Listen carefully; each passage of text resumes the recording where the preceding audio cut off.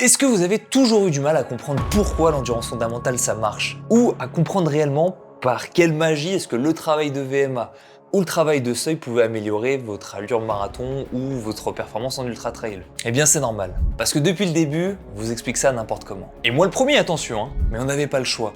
Parce qu'on avait à disposition des modèles physiologiques qui étaient bons, mais qui étaient incomplets. Et face au trou béant de ces modèles, on a essayé de remplir le vide avec des notions à droite à gauche qui nous arrangeaient. Et ça aide pas à comprendre. C'est honteux! Mais cette époque est révolue parce que j'ai vu à travers la matrice. Il est l'heure de vous offrir ma nouvelle vision de la physiologie de l'exercice, comme personne au monde ne vous l'a jamais expliqué auparavant. Vous allez tout comprendre. Ouais, j'en ai fait des caisses comme prévu. Yes, nickel. Allez, je continue la vidéo. Désolé pour les experts, on va tout reprendre depuis le début. La vidéo va faire 1 heure. Désolé. Pour tout comprendre sur le terrain, il faut d'abord commencer par la base théorique.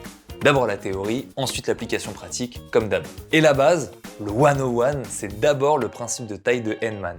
Vos muscles sont composés de fibres musculaires. Ces fibres ne sont pas identiques, elles ont chacune des caractéristiques qui leur sont propres. On va se focaliser ici sur 4 caractéristiques, leur vitesse de contraction, leur résistance à la fatigue, leur capacité glycolytique et leur capacité oxydative. La vitesse de contraction et la résistance à la fatigue, ça va, c'est explicite. Pour les deux autres, on va noter pour le moment que la capacité glycolytique, c'est la capacité à dégrader des sucres. Glycolytique, sucre. Et la capacité oxydative, c'est égal à la capacité à utiliser l'oxygène. Oxydative, oxygène. Glycolytique, sucre, oxydative, oxygène. On est bon? Ce qui est bien foutu, c'est que ces caractéristiques, elles vont varier de façon cohérente. Les fibres les plus lentes sont à la fois les plus oxydatives, les moins glycolytiques et les moins fatigables. Quant à l'opposé du spectre, les plus rapides sont à la fois les moins oxydatives, les plus glycolytiques et les plus fatigables. Quand je dis que c'est cohérent, c'est que, par exemple, il n'y a pas des fibres ultra rapides qui sont ultra résistantes à la fatigue.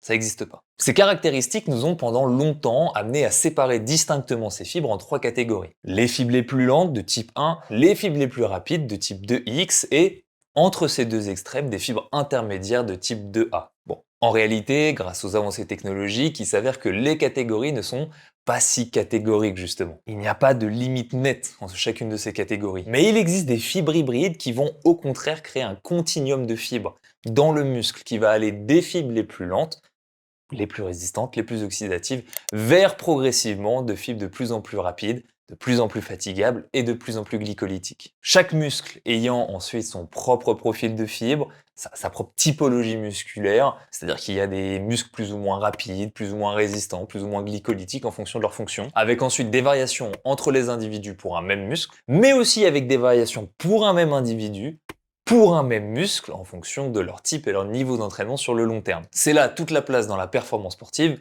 d'un côté de la génétique et de l'autre de l'entraînabilité de notre corps. Bref, reprenons nos explications, vous allez voir où ça nous mène, faites-moi confiance. Les fibres sont donc ordonnables sur un spectre avec leurs caractéristiques qui évoluent progressivement. À gauche, on a toujours les plus lentes qui sont les plus résistantes, les plus oxydatives et les moins glycolytiques, et plus on va aller à droite, plus elles vont devenir rapides, plus elles vont devenir fatigables, plus elles vont devenir glycolytiques. À partir de ce continuum de fibres, le principe de taille de Henneman nous dit que nos fibres, en conditions normales, s'activent des plus lentes aux plus rapides, à mesure que l'intensité augmente. Si je suis à basse intensité, en endurance fondamentale, je contracte cette petite quantité de fibres. Si maintenant je fais un effort modéré sur un fractionné type du tempo, j'en contracte un tout petit peu plus. Et sur un effort maximal, comme un sprint par exemple, cette fois-ci je vais contracter 100% de mes fibres musculaires, les plus lentes et les plus rapides. Ça déjà c'est hyper important de le comprendre parce que c'est trop souvent oublié. Voilà. Bon, ça déjà ça nous fait une belle jambe, c'est bien.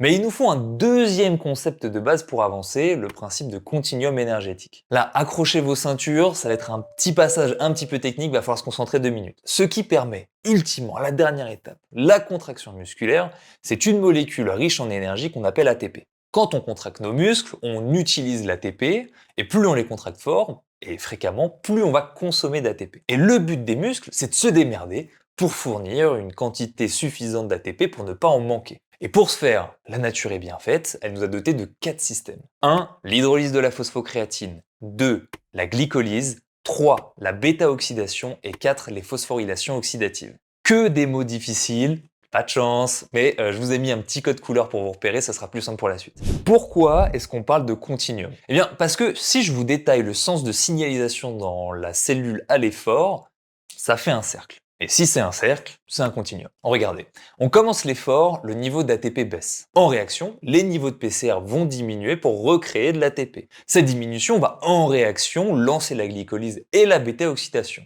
Deux systèmes qui, en réaction, vont alimenter les phosphorylations oxydatives. Phosphorylation oxydative qui va générer de l'ATP, cet ATP va régénérer les stocks de PCR, les PCR vont permettre de recréer de l'ATP, les niveaux de PCR vont donc diminuer, etc., etc., etc. Sans PCR, pas de glycolyse ni de bêta-oxydation. Sans glycolyse et bêta-oxydation, pas de phosphorylation oxydative. Sans phosphorylation oxydative, pas de PCR. C'est un continuum, il n'y a pas à tortiller. Ok, maintenant il est l'heure. Il est l'heure de voir à travers la matrice avec moi. Ce schéma qu'on utilise pédagogiquement depuis quasiment toujours, il représente le système énergétique dans une seule cellule, une seule fibre musculaire. Sauf qu'en réalité, ça ne marche pas exactement comme ça. J'ai dit tout à l'heure que les fibres les plus lentes avaient la meilleure capacité oxydative. Capacité oxydative, phosphorylation oxydative, est-ce que tout ça a un lien? Oui. Et là, j'ai mis 2 fois le mot oxydative, à 2 endroits différents, alors que ça n'avait aucun lien, juste pour les faire chier. Non, on n'est pas des bâtards, on essaie de garder une cohérence quand même. C'est donc ici qu'on est le mieux équipé pour faire fonctionner les phosphorylations oxydatives à partir des résidus issus de la glycolyse et de la bêta-oxydation, à savoir les acides gras libres et le lactate. Ces deux choses-là, acides gras libres et lactate, c'est ici qu'ils sont le mieux utilisés. Parce que c'est ici que les phosphorylations oxydatives sont les meilleures, parce que c'est ici que les capacités oxydatives sont les meilleures. Je me répète exprès, c'est parce que l'apprentissage passe par la répétition, c'est pas parce que je vous prends pour des cons ou que je suis devenu sénile, vous inquiétez pas. Mais j'ai aussi dit que ce sont les fibres les plus rapides qui avaient les meilleures capacités glycolytiques. Glycolyse, vous me voyez venir, oui, c'est encore lié. C'est donc ici qu'on est le mieux équipé pour produire du lactate. Lactate qui est le produit final de la glycolyse. Donc, à partir de ce schéma, si on commence l'exercice, que le PCR, la phosphocréatine, diminue dans les fibres que l'on contracte et que cette baisse active la bêta-oxydation et la glycolyse, The prophecy is true.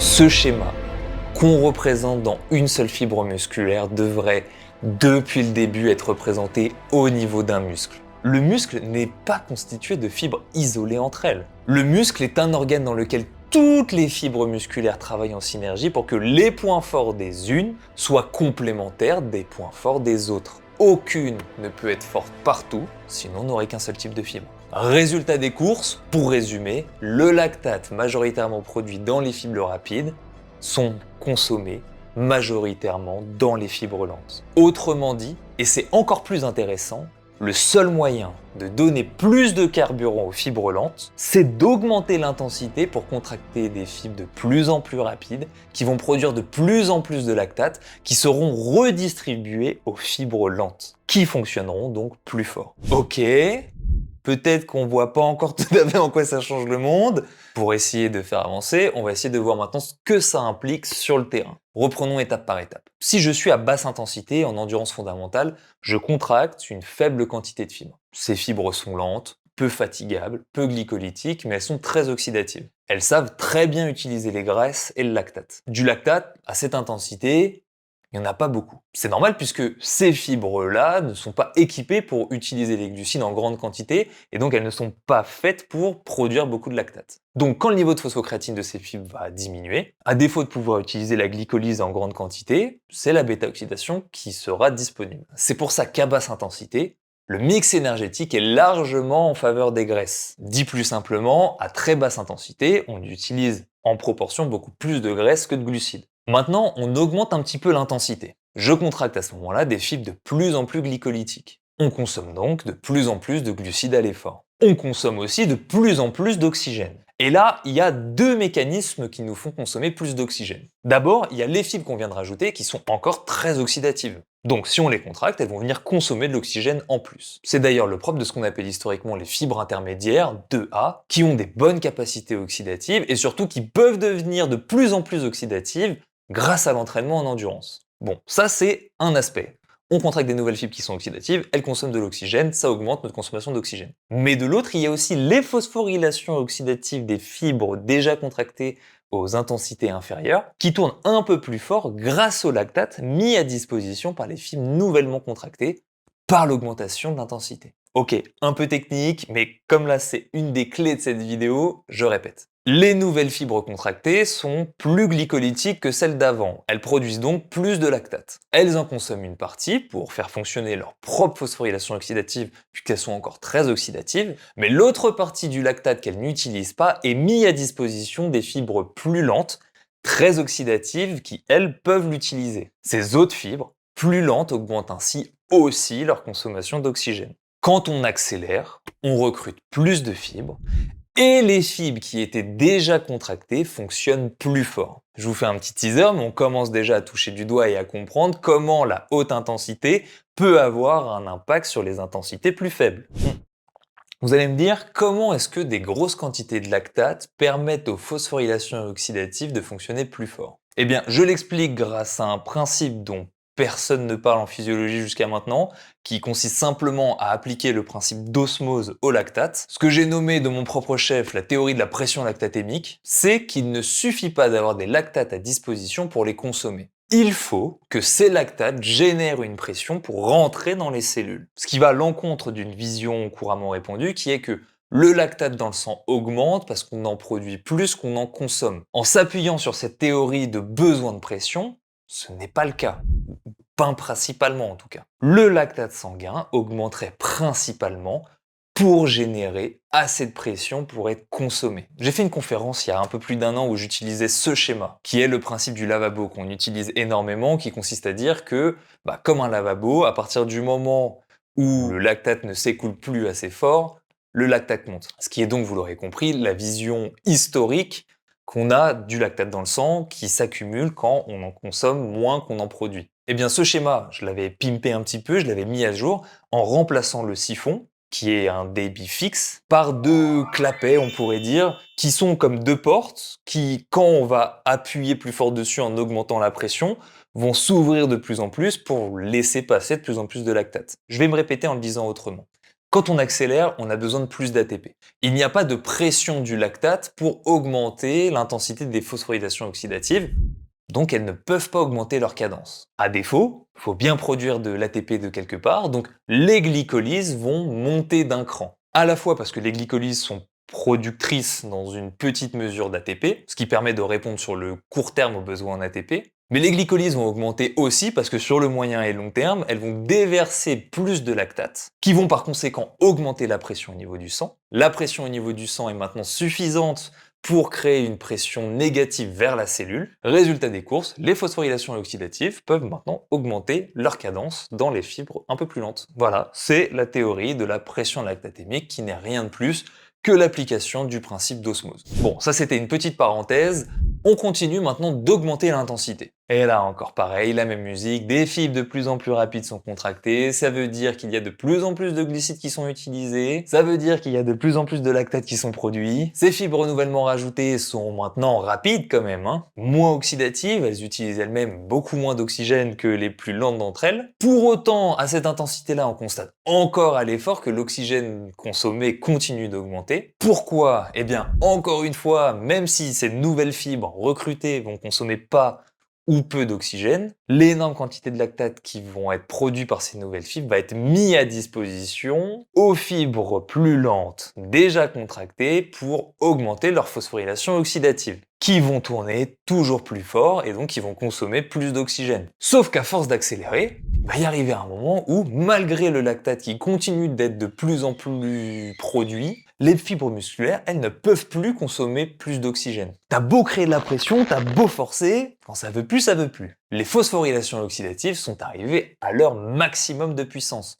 On atteint ainsi notre fameux VO2 max. Sauf que quand on atteint VO2 max, ce n'est pas fini, on a encore des fibres en stock pour accélérer. Les fibres les plus rapides d'entre toutes. À partir de ce moment-là, l'augmentation de l'intensité ne sera supportée plus que par la glycolyse des fibres les plus rapides qui vont très vite fatiguer et amener à l'arrêt de l'exercice. À noter que ça marche comme ça quand on augmente l'intensité dans l'exercice, mais que ça marche aussi exactement comme ça quand on fatigue. Vous reprenez tout ce que je viens de dire, sauf que à chaque fois que je dis quand on accélère l'exercice, vous rajoutez par quand on fatigue un peu plus. Parce que la modélisation universelle d'un système qui fatigue, c'est un système qui dérive. À l'échelle humaine, notre dérive s'appelle la vieillesse. À l'échelle d'un matériau en mécanique qu'on contraint, ça s'appelle le fluage. À l'échelle d'un effort physique intense, c'est une perte d'efficacité biomécanique et biologique qui se matérialise par une dérive de la consommation d'oxygène, ce qu'on appelle la composante lente de VO2, dérive de la consommation d'oxygène qui nécessite une dérive du lactate sanguin à cause des besoins de pression lactatémique,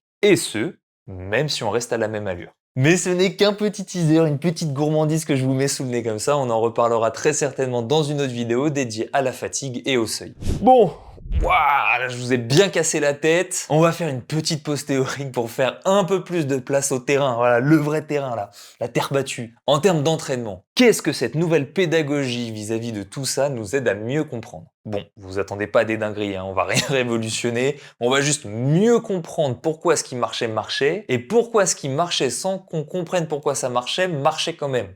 Oui, c'est ça. Commençons par le plus lent. Pourquoi l'endurance fondamentale fonctionne? Si, d'un côté, les fibres les plus lentes sont les premières recrutées, quelles sont les moins oxydatives, quelles sont les moins fatigables, et que de l'autre côté, on fait l'hypothèse que le niveau de performance d'une fibre est lié à la quantité d'entraînement qu'elle a subi et qu'elle a assimilé. En gros, une fibre que j'ai contractée 1 milliard de fois va être beaucoup plus entraînée et donc beaucoup plus performante qu'une fibre que j'ai contractée 100 fois. Bon, et bien si on considère ces hypothèses, on a tout intérêt à surentraîner ces fibres infatigables avec le volume le plus grand possible. D'où le volume à basse intensité et l'endurance fondamentale. Parce que ce sont elles qui vont déterminer principalement la performance en endurance. Et quand je dis en endurance, c'est pas que sur marathon et en ultra trail, parce que même sur 1500 mètres, même sur 800 mètres, ça reste les fibres les plus lentes qui sont les premières contractées et qui seront toujours contractées à l'effort. C'est pour ça que dans le langage commun, quand on parle de base, c'est pas si faux. D'un côté parce que ces fibres sont très peu fatigables, et aussi parce que les phosphorylations oxydatives sont le système énergétique le plus rentable du corps. Mais aussi parce que plus ces fibres vont être entraînées,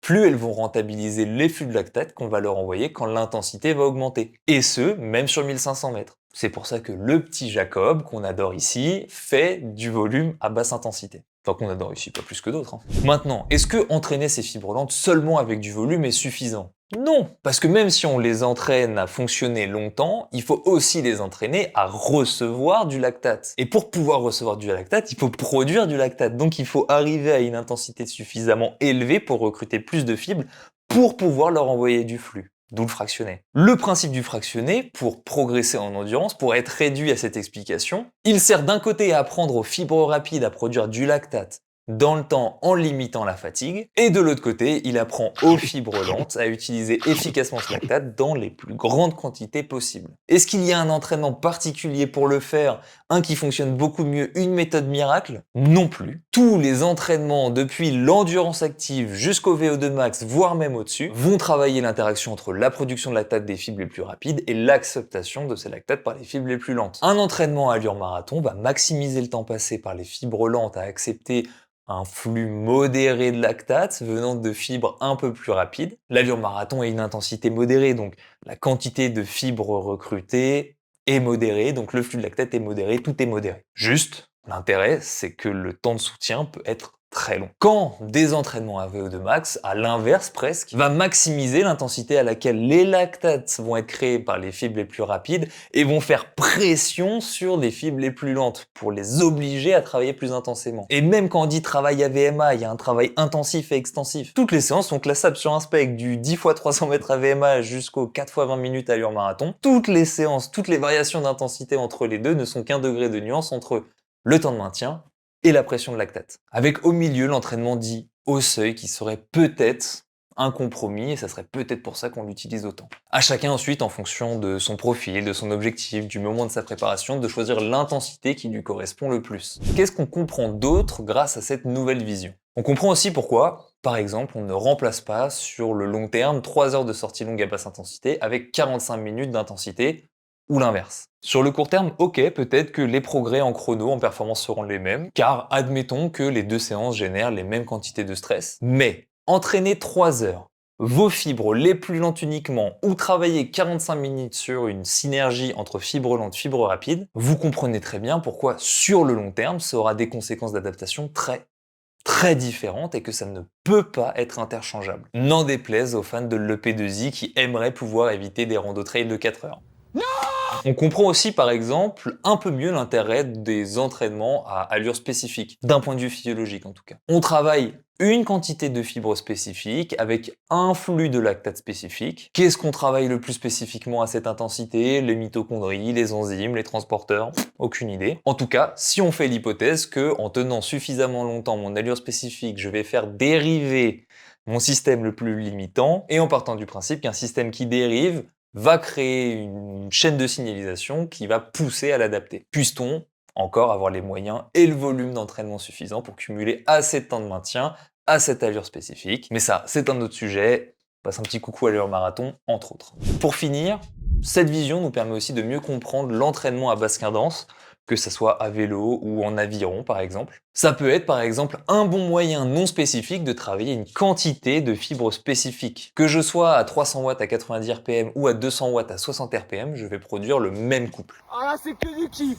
Donc je contacte la même quantité de fibres musculaires qu'à mon allure cible, juste 33% moins régulièrement. C'est utile d'un côté parce qu'on peut s'entraîner à un torque spécifique beaucoup plus longtemps qu'avec une intensité à allure cible. Par exemple, 300 watts à 90 RPM, je peux faire un 5 x 5 minutes, quand 200 watts à 60 RPM, je peux faire extrêmement facilement un 2 x 20. Et d'un autre côté, ça peut aussi être utile non pas d'un point de vue spécifique, mais simplement parce qu'on vient recruter des fibres plus rapides qu'à l'accoutumée pour un même niveau d'intensité. Ce qui signifie que certes, d'un côté, on va stimuler nos muscles avec une plus faible fréquence, mais que de l'autre, on va, à chaque fois que le muscle va se contracter un plus grand nombre de fibres. Et ainsi travailler le système nerveux des fibres les plus rapides qui n'a pas l'habitude d'être stimulé sur des périodes aussi longues. Tout ça va potentiellement créer des adaptations physiologiques et ou nerveuses intéressantes. Ça reste à la marge, ça reste après tout le reste des grands principes de l'entraînement, mais ça peut créer des adaptations intéressantes en tout cas. Ça vaut le coup de se pencher dessus. Bon, je suis sûr que cette nouvelle vision vous amène de nouveaux angles de réflexion vis-à-vis de concepts que vous utilisez à l'entraînement.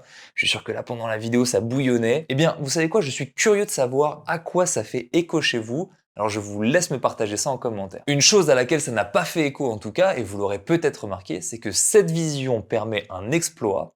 C'est de parler d'énergétique sans parler de filière énergétique. Ce qui est pas si facile, hein. Mais de toute façon, dans 50 ans, plus personne n'utilisera le mot aérobie et anaérobie. Donc prenez de l'avance. Pour ce qui est d'un autre côté de ma théorie de la pression lactatémique, croyez-y pas, on s'en reparle dans 10 ans. Si vous n'y croyez pas, trouvez des contre-arguments, faites des vidéos, enrichissez le débat. De ce fait, je pourrais me nourrir de vos contre-arguments, pouvoir mettre à jour cette théorie et pouvoir continuer à faire des vidéos à partir de là. Sur ce, entraînez-vous bien, on se dit à bientôt.